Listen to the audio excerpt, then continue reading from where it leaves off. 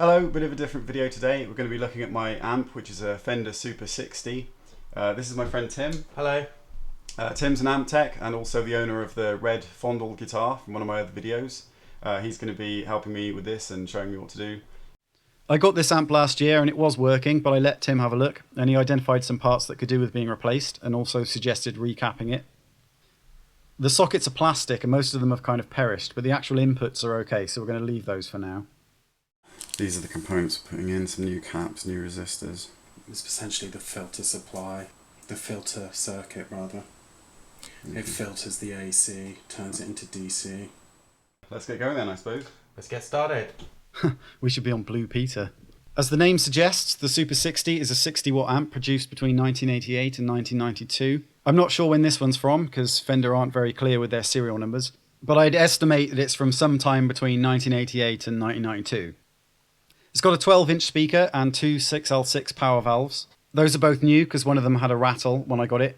It was already a decent bargain, but the bloke knocked off another 20 quid when I noticed the rattling, which was nice of him. So I got quite a good deal on this amp despite having to do all this. The preamp stage has two ECC 83s and one ECC 81, or in America that's two 12AX7s and one AT7. Even though I do call them valves rather than tubes, I think I prefer the American names for them. They're a bit less of a mouthful. I don't know whether you'd call this a vintage amp, because it's got a PCB, so that kind of makes it relatively modern, as far as I'm concerned. And as you can see, PCB amps are also quite a faff to take apart. So that's not very much fun. We had quite a bit of trouble getting these clips off. They've probably never been taken off since it was built. Tim's seen a lot of really old stuff, and he says you can get oxidation, which causes things to seize up. Apart from one replaced volume pot, I don't think there's been any work done on this. We took these broken sockets out, mainly to just access what was behind them, but we did have to put them back in at the end to make sure the circuit worked. So we'll have to get hold of some of those and then revisit this thing another time.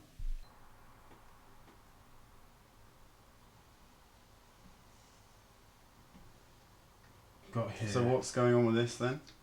Essentially this one's overheated and it's now exposing its internals, which is not good, and it's any time now where it will go open circuit. So we're going to change him. Tim couldn't find another 30k resistor like this, so he got two 15ks which we can stitch together in series, and no one will know.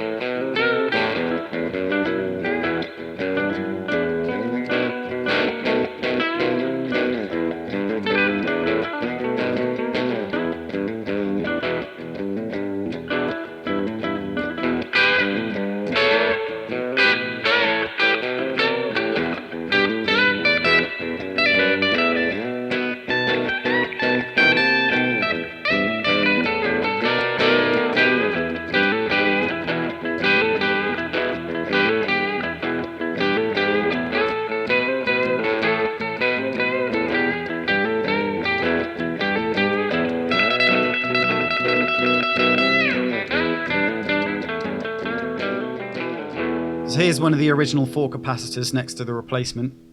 The new one's rated for 500 volts instead of 350 and 105 degrees instead of 85. So it's more robust, but obviously it's still 100 microfarads, so it'll work the same. Is the polarity the right way around? Yeah. Cool. It might seem incredibly pedantic, but you can't check too many times. Yeah, I can imagine, yeah.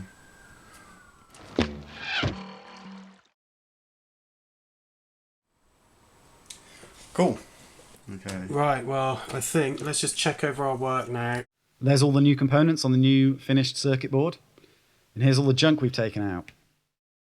Right, so we're just going to be Putting the thing back together. Yeah. Which I don't think is going to take as long as you think, actually. No. Okay, so from left to right, it's brown.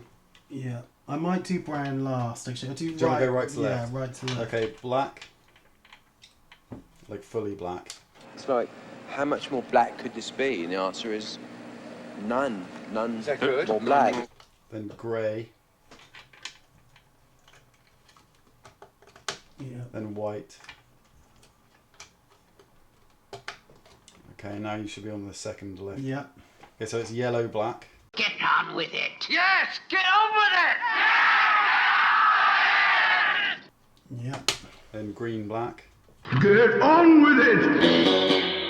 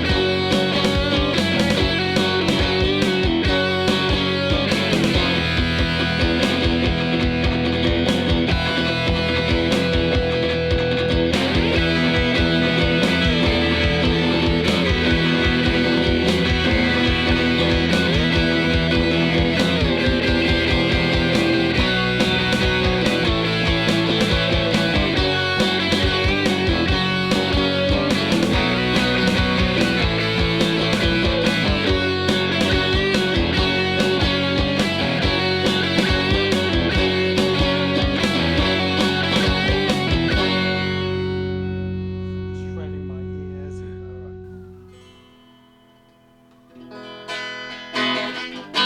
There's full volume there, hang on. Quiet, isn't it?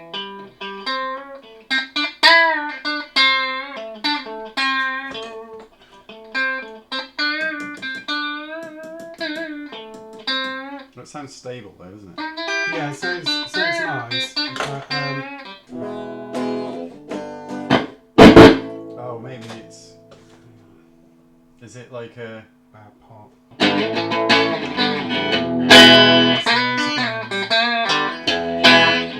How loud is that? Stop playing a sec, and I'll tell you. Oh, right. Like, Oh, wow. yeah. Yeah, that's loads better, isn't it? Hang on, we're not even.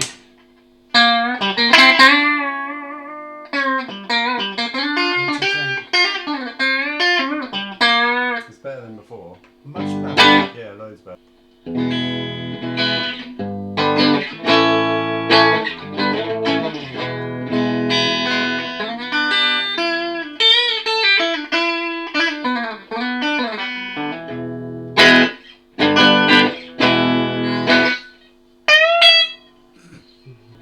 I think that's fine, dude. Other than these pods Mm. and everything, I'm going to say that's a full-on success. Cool, You know, okay. I don't think you need to change any of those valves. Dude, look at that. Don't play anything yet. Look. Oh, You yeah. know, So you know, there's there's loads like more room to... bags again. Yeah, You know, let me see what go they- for it. Like, that's not going to do Right, anything right, now 'cause cool. it's on the other channel. So if you have the volume low but the gain up.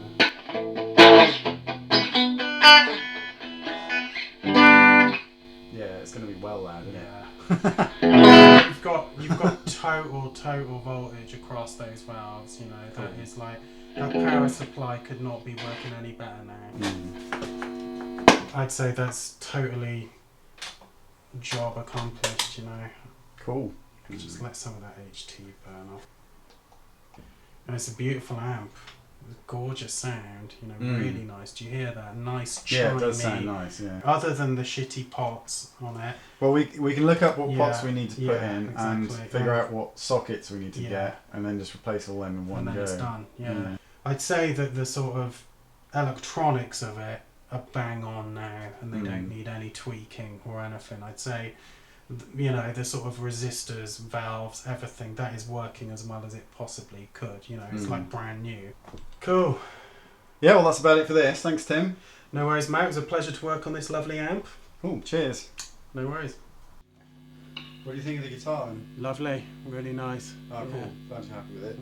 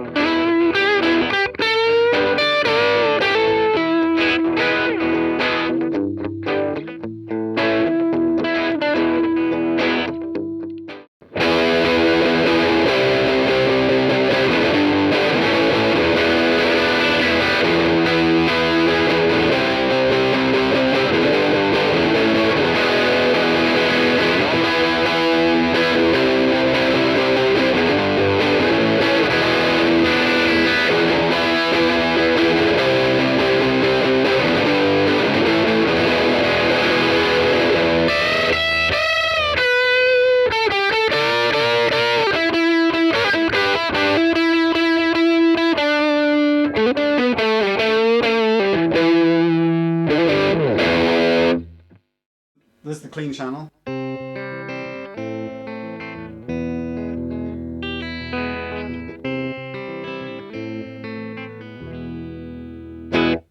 It's slightly warmer than the overdrive channel, but if you turn the gain down, you can get a kind of chimier clean tone on the overdrive.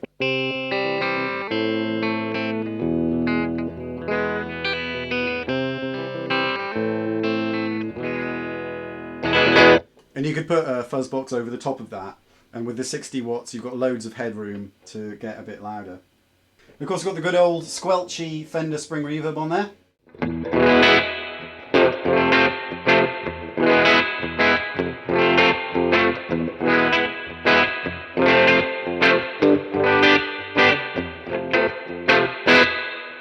case I want to do any surf rock, which is quite likely.